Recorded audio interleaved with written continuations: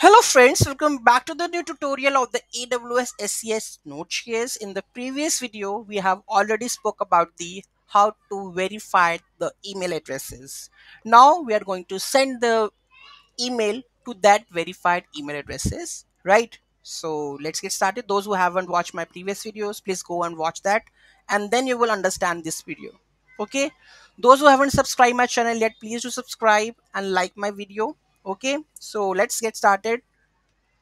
So here we have the next code to send the email to the respective verified identities in AWS SES Node.js. Okay.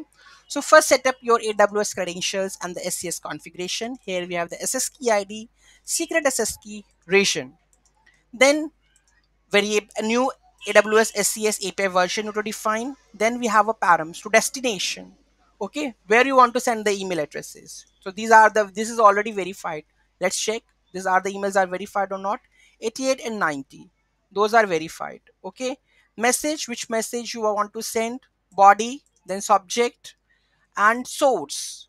Replace with your verified email from which source you want to send, right? And then there's a function SES send email. So params you want to send over here error data. If sending the email wrong, error replay comes over here. If goes right, that email sends successfully. Let's save this and run this. Node SES email.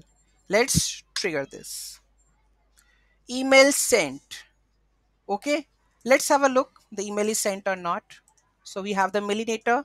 First we check this Rajni 88, I guess 88. You can see Magento developer test email from the SES. Hello from the SES received, right? Go back to the inbox and the second one is 90, I guess. Okay, let's test this. Okay, test email from this one, hello from the SES, right?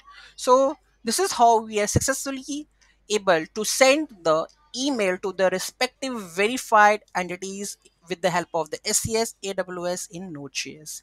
Any doubt, any query in that, do let me know in the comment section. Thank you so much for watching this video. Have a great day.